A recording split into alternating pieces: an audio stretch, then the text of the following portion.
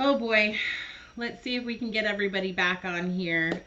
Again, I apologize, a little glitchy on my end. I think everybody's on the internet right now. I might be wrong. But we'll hopefully see if we can get everybody back onto this stream, which should be a lot less glitchy.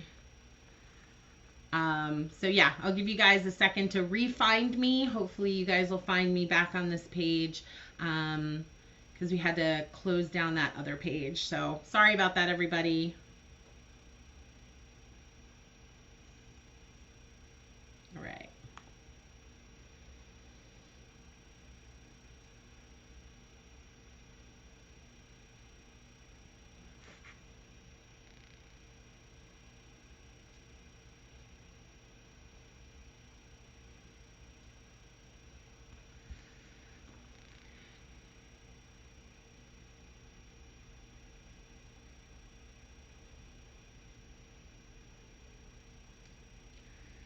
Okay.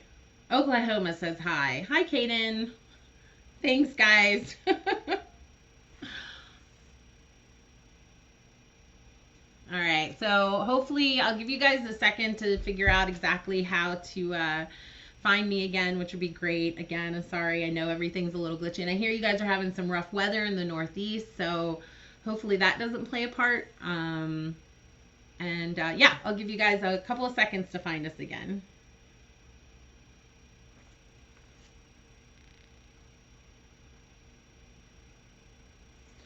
Zoe and Alberta. Oh, hi everybody. Austin from Michigan. That's amazing. You guys are from all over. See you guys coming in. Hi again from Carson. Hi Carson. Sorry. Thanks for finding me again. Okay, so it sounds like the stream is going well. Let's see if I can figure out, like I said, how to share my screen with you. I've got some cool pictures, but if I can't do that, you'll probably just have to listen to me chat away for a minute, which hopefully will be kind of interesting for you guys. So thank you guys again for joining us today on the Atlantic White Shark Conservancy's Facebook Live. My name is Hannah, and I actually am the founder and president and chief scientist and head intern, basically kind of do everything at the American Shark Conservancy. So we are located in sunny South Florida. And like I said, hopefully I can figure out how to share these images with you. If not, I will chat you guys through sort of my journey to becoming a scientist and some information about the research that we do. All right. Arizona, Costa Rica. Oh, that's so cool. Hi. Oh, good. We got some Florida people in there too. Amazing.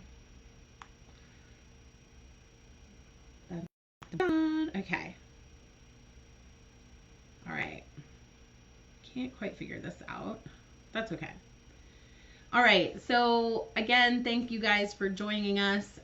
Super excited. I know these are kind of weird times, but I have to say I'm pretty excited with the fact that we have the technology nowadays to share information and stay connected, even though we have to be socially distant.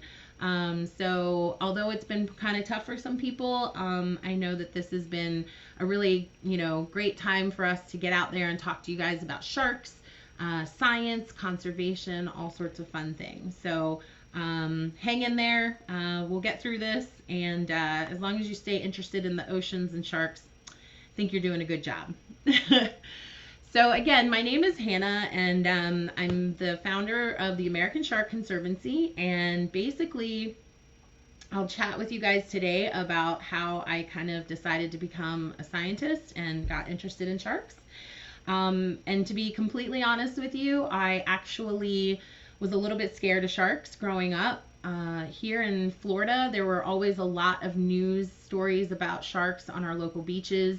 And there were, even though it would be 1 or 2 stitches from maybe a small shark, like a nurse shark or a blacktip shark, the news would always show a great white. So those of you who are fans of great whites, I'm sure you've seen the pictures all over the news, and that's usually the go-to because it's kind of the big, bad, scary shark that everyone associates with movies. So I was a little bit scared, even to the point when my dad or brother would be joking around and turn the light off in the pool if we'd be swimming at night, I would freak out. So something in that primitive brain just didn't like that idea. So I was a little bit scared of sharks. And something about the way my brain works, I decided that actually, if I'm scared of something, I kind of want to learn as much as I can about them. And so I actually would read every book, and probably like you guys, I would look at, listen to webinars and, try to find out as much information. And what I figured out was that sharks aren't really all that scary. And especially the fact that when you say the word shark, it's actually talking about 500 plus species. It's not just, no offense to the great whites, my first true love. But we were talking about everything from a dwarf lantern shark all the way up to a whale shark. So I learned that, and their reputation was kind of not really warranted. And instead of being afraid of sharks, I realized that they were kind of the underdog. They kind of got an unfair shake. So I decided that maybe I should learn more about them so that I can use science to protect them. So what I decided to do was go into learning biology. So I went to Florida Tech, which is a university on the east coast of Florida in Melbourne, Florida. And I got a great professors and a really good baseline all about science. It was very science-based. So I realized that I really liked science, and one of my favorite courses was ecology. So when we were looking at ecology, I realized that it was really a study of the whole ecosystem and how all of those different parts and characteristics about an ecosystem all come together. So although I was really interested in sharks and seems like one little piece of the puzzle, I actually decided that my focus was going to be kind of on the ecosystem as a whole. So that's where I discovered ecology, and I just fell in love with it, and how maybe it was because I loved puzzles and seeing how all of those pieces of the puzzle work together. So again, I'm so sorry I can't share my screen, but I was just going to show you some pictures when I was in South Africa. So I decided to continue my education at graduate school and found a place in a lab in South Africa. So I traveled from Florida to Cape Town, South Africa, and decided to do my master's down there at the University of Cape Town. So nowadays, there's a lot of different opportunities to be involved in research in South Africa. So there's internships and volunteer programs. Back in the day, which unfortunately I'll show my age, but several years ago, these opportunities didn't really exist. So as a master's student and studying marine biodiversity, and I didn't really have any field work, I was kind of the only person that was available to give a helping hand to all the other projects that had a lot of field work. And a lot of it was shark research. So I was able to help out with research that the government was doing. I helped out on a whole bunch of different PhD projects, studied cat sharks. We studied, tagged, and did a bunch of stuff with great whites. And then I also ended up working with the private industry, so the tourist industry, so the cage diving boats in South Africa.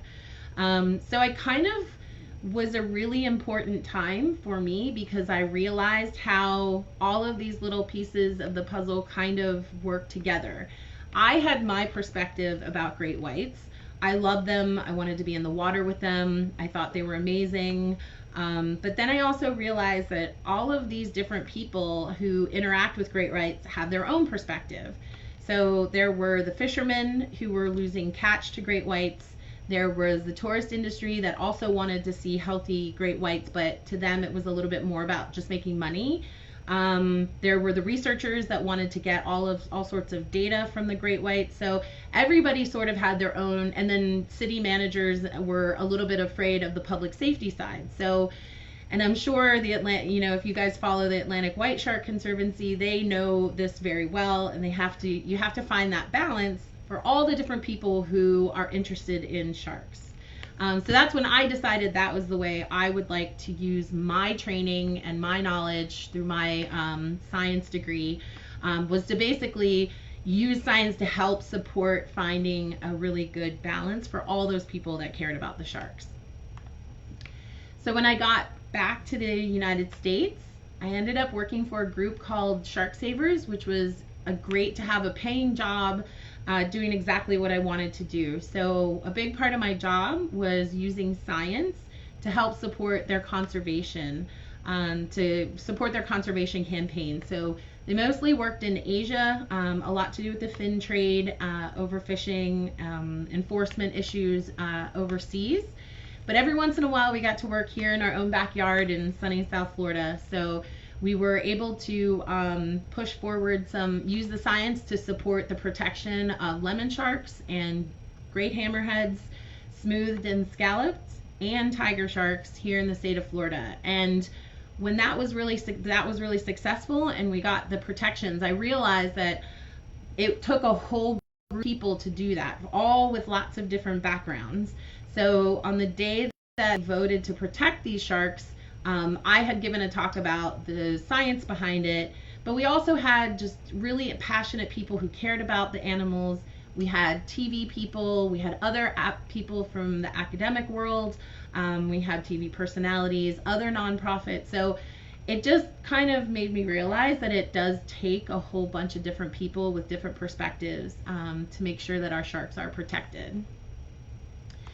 So it was really, really great working for Shark Savers, but unfortunately I was kind of stuck at the desk most of my day. I was doing what I really wanted to do, but I kind of missed that whole field work thing. So everybody, I think, that loves sharks and loves the ocean wants to kind of be out in the ocean, right? I mean, that's kind of why we get into this. So in the field work portion a little bit. And so I think I was really lucky in sort of finding a group to work with. There was a project that was being run by a member of the Bimini Shark Lab. So if you guys have ever heard of the Bimini Shark Lab in the Bahamas, they actually did a little bit of research off of the coast of Florida for a while. So I was able to join them and do a lot of the field work for several years, which also helped me keep my skills fresh. I learned a lot from the principal investigator, Dr. Steve Kessel, and a lot of the different people that worked, and still really great friends to this day. So that I was really lucky to get involved with that and learned how to suture up a shark and from Jill Brooks, and yeah, just a lot of really great skills, which has actually gave me the confidence forward with my research. So that's basically Shark Savers kind of went away, and what I was able to do then was look around and say, there's still a lot of work that needs to be done here. And although we have quite a few really great universities in Florida that study a lot of different topics about sharks, what was really important to me was the fact that we could be an independent research group. So we started the American Shark Conservancy. Again, we're based here. I don't know if you guys can see how sunny it is. If you're up in the really cold, nasty weather, soon you'll be able to come down and visit. And basically we were able to form this, which was really awesome. And we do quite a bit of different things. We have our research arm, and we also do outreach.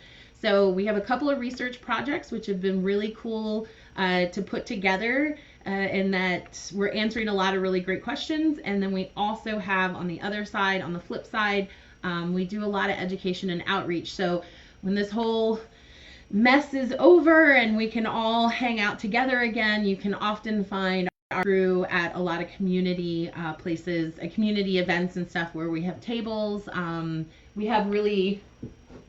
We've developed a really fun game, which you guys, hopefully maybe we can figure out how to do it online. Basically, we use these really cute stuffed sharks to teach you how we catch and tag the sharks here in Florida and measure them.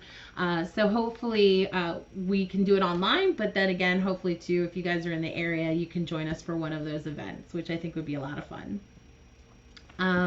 So I see there's a couple of questions coming in already, so I'll jump on that really quickly. My favorite species of shark, well, I have to say it's a great white shark. They are just, it was my first love. When I was younger and a little bit afraid of sharks, I saw a documentary that showed great whites jumping out of the water in South Africa, and I thought, I have to see that in person. That is amazing. So once I got down to South Africa and spending 4 full years on the boats and working with white sharks, I realized, yeah, they're pretty amazing. They're so strong. And just imagine being able to swim around and not really being afraid of, okay, they're afraid of work for sure, but in general, just not really being able, not being afraid of anything. So I think they're pretty awesome sharks. The observations I've made of sharks feeding. So that's a really great question, because one of our big projects has been the Florida Shark Survey. And what we do is we go in the water, we use a camera. I don't know if I have it here. Yep. So we use a camera that has paired lasers on either side, and they're parallel. So the camera will here, and we're able to take pictures of the sharks. The lasers are a known distance apart. So when we take that picture, we can determine how big that shark is by knowing fixed distance between the laser points. So that has led to a lot of video footage of sharks feeding, sharks eating, sharks swimming around. We had one whole dive where it looked like 2 sharks were holding hands for 45 minutes. Not super scientific observation on that one, but it was really interesting. So for the feeding side, we've seen a lot of sharks feeding on a lot of different things. Not necessarily a natural predation, which would say a shark actually eating live prey. But it's been really interesting to see how different species react to having food near them. And the one really cool thing too is when it comes to the design of sharks' teeth and their jaws, it's really amazing to think that over 450 million years they've been able to get these really designs on their jaws and their teeth. It's really specific to what they want to eat. So the sharks with really pointy teeth are able to just quickly snatch something that they don't have to cut a big chunk out of, like a fish. Other sharks that have sort of flattened teeth are designed perfectly to crush things that they find delicious that have hard shells, like clams and crabs. So those have been some of the really cool adaptations we've seen in a lot of the shark species. And luckily here off the coast of Florida, we have a really good diverse number of shark species here. So we have another one. Do you think aquariums help animals in the wild? And if so, how?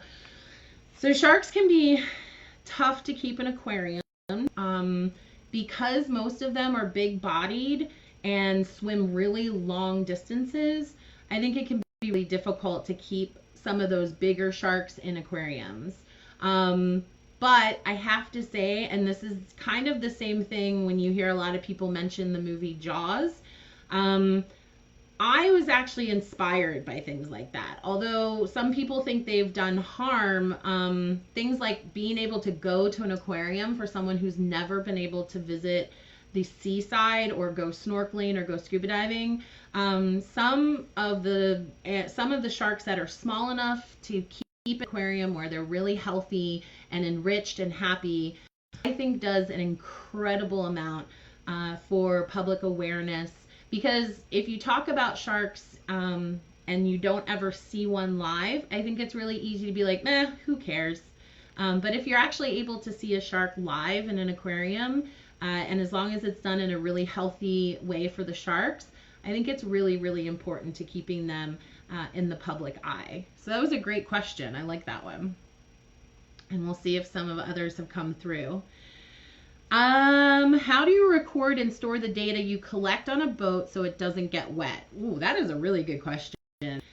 So there is actually waterproof paper, which helps a lot of us field biologists out. So basically you can take pencil. So this is our data book, our trusty data book.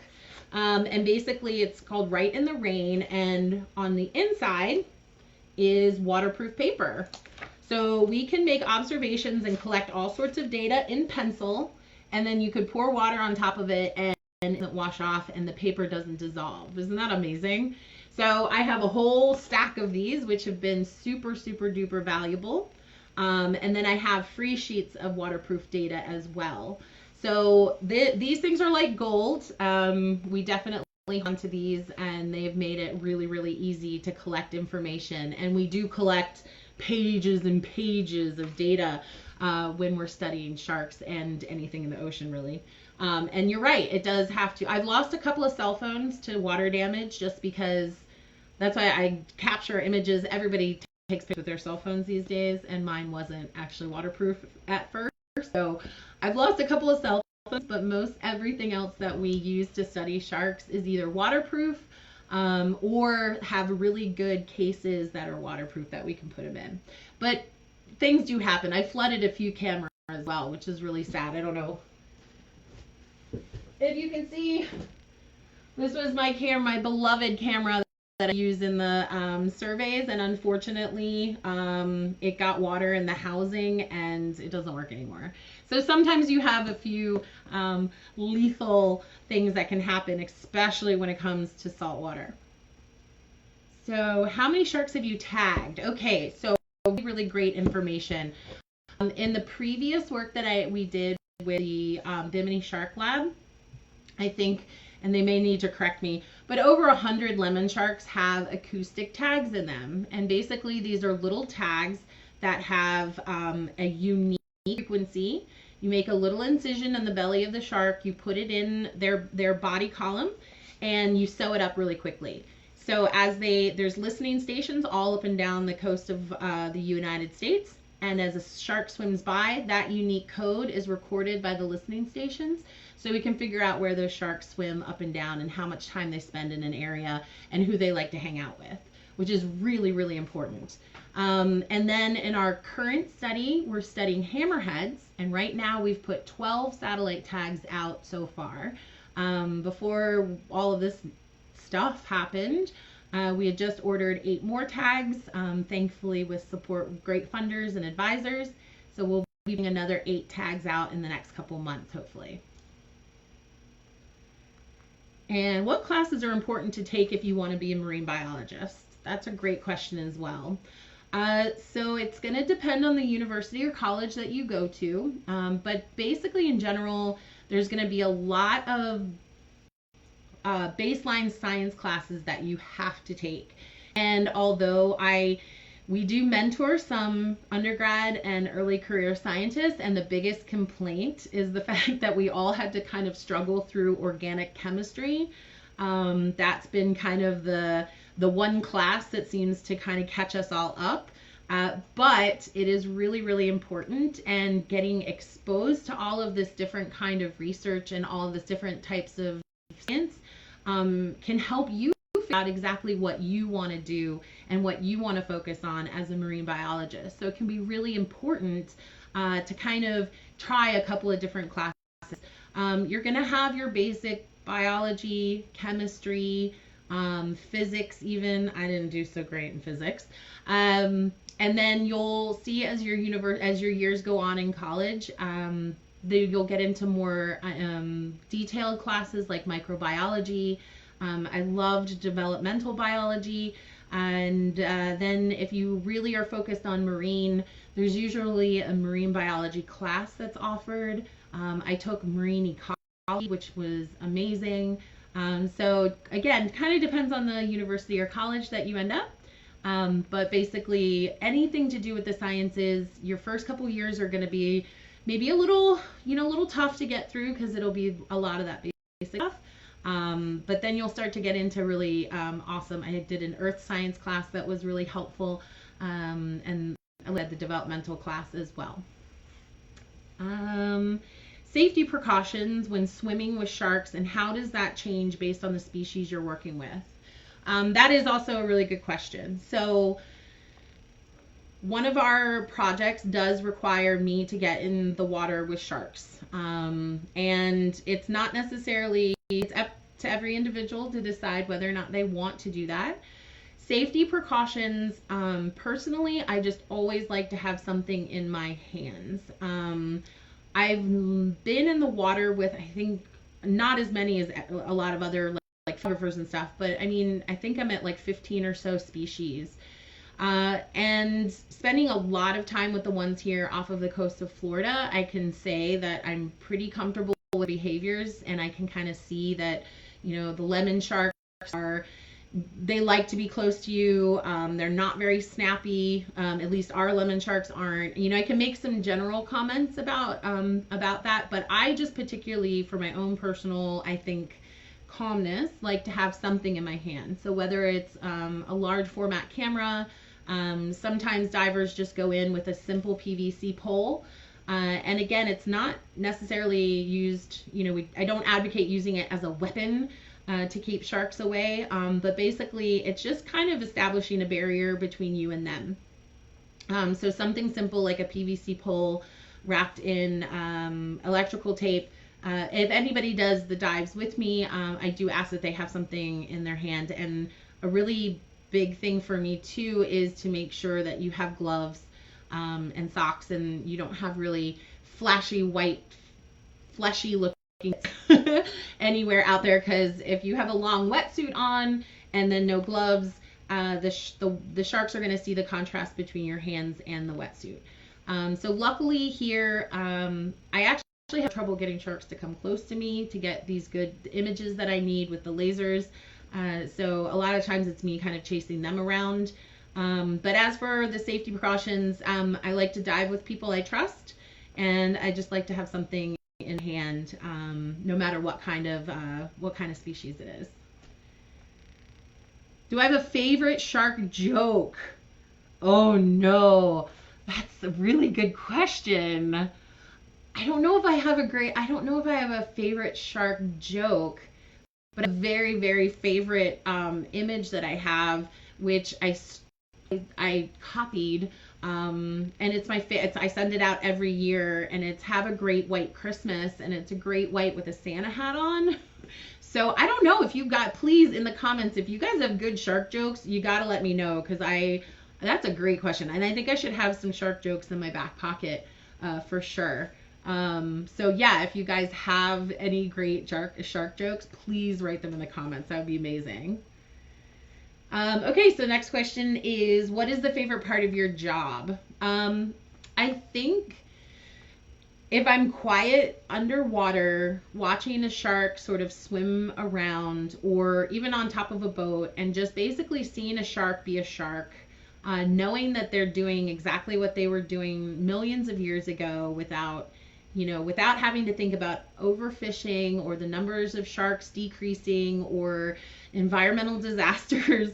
I just like to take a pause and kind of watch a shark be a shark, and just kind of observe them. I think my favorite part of the day, and especially the favorite part of my job, is just being kind of near these animals that I have such respect for. And maybe another part would be when finally something I've done, because science can take a really long time. A lot of our projects are really like years before you can get actually being applied to something that's going to protect sharks. So when you do get to the point where you see something that you did scientifically being to a really good policy, or a way to protect sharks, then that makes me really happy. That's definitely one of my favorite. I have a lot of favorite parts. I think that's kind of a tough question to answer for sure. So, let's see. What is your dream to observe in the field or research to do? Ooh, that's a good question. That's like an interview question. I like that. My dream research is, we've realized recently that recreational fishing is actually kind of having a pretty big impact on our fish and our oceans. But we've kind of shrugged it off for a long time because it was recreational and most people catch a shark and release a shark and shouldn't be any big deal. So I would love to expand that and see, and there's not been a lot of research done on the impacts of recreational fishing, or what does recreational fishing even look like. So I think that would be really fun. Get a whole bunch of different species, a lot of different ways of fishing, and just definitely see what the story really is. So I think moving forward, with lots and lots of funding, I would love to know more about that for sure. How can viewers help in shark conservation? Awesome question. That's the important question. So I think you guys are probably doing a lot of really good things already, like recycling and probably not using a ton of plastic and being really mindful about the type of fish you eat, making sure that it's sustainable. You can always check out the Monterey Bay Aquarium Seafood Watch. If you go to their website, they have a list of fish that are good to eat based on the way that they're caught. So you're probably all doing that anyway, which is amazing. Keep up the good work using reusable water bottles and all of that. So that's amazing. This whole new generation kind of, I think, has the good idea about how to be a little bit kinder to our planet. And I think the biggest thing that I like to say to people is to know more about sharks and shark conservation. So it kind of makes you do the homework, but the more you learn about sharks and the truth about sharks and kind of research a little bit and learn a little bit beyond what what some of those quick facts are about sharks, I think you guys become the ones that can speak up and protect sharks.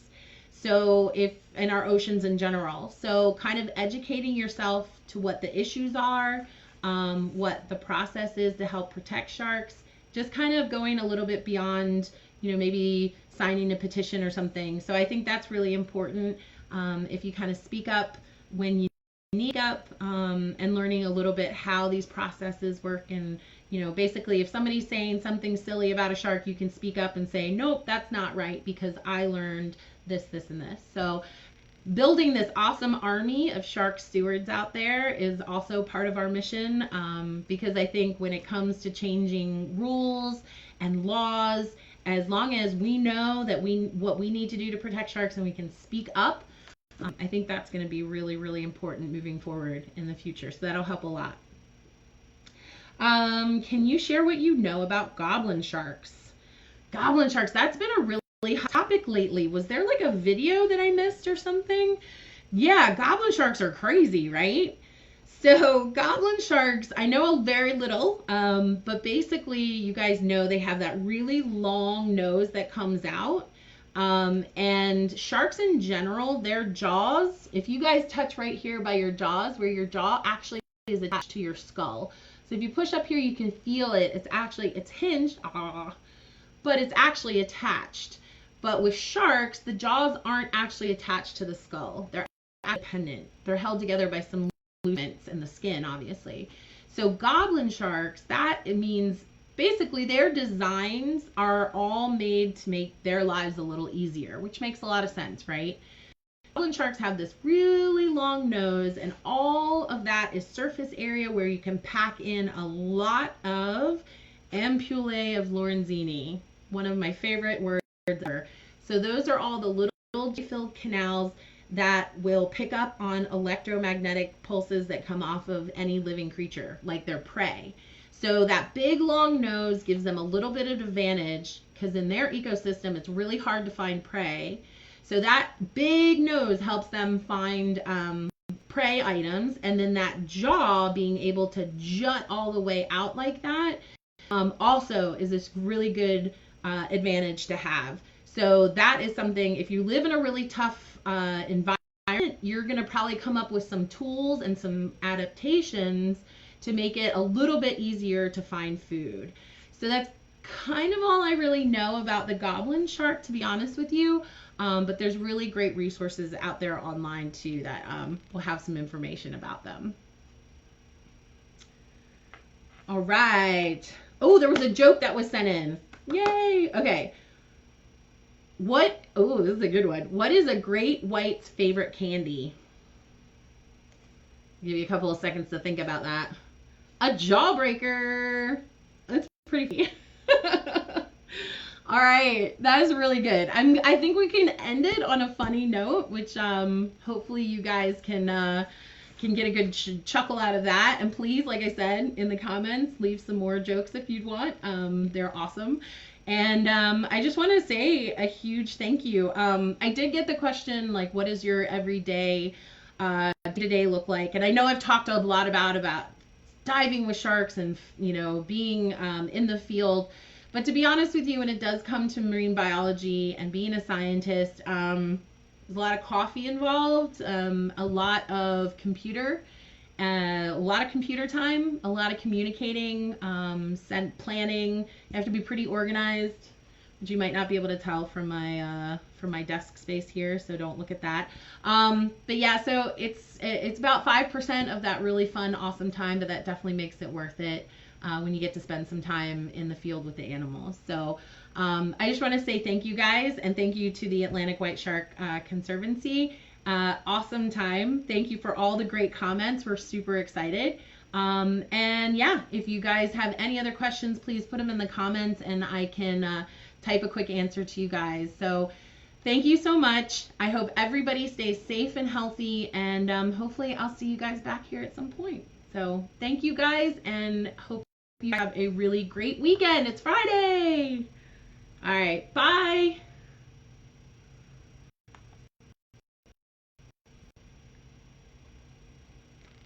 29 minutes.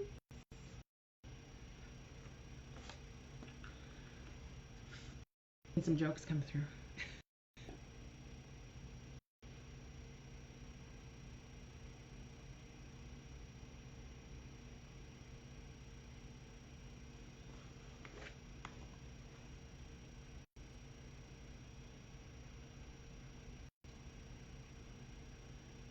Oh, I do see one last. If I've ever seen a shark eat another shark. Oh no, I have.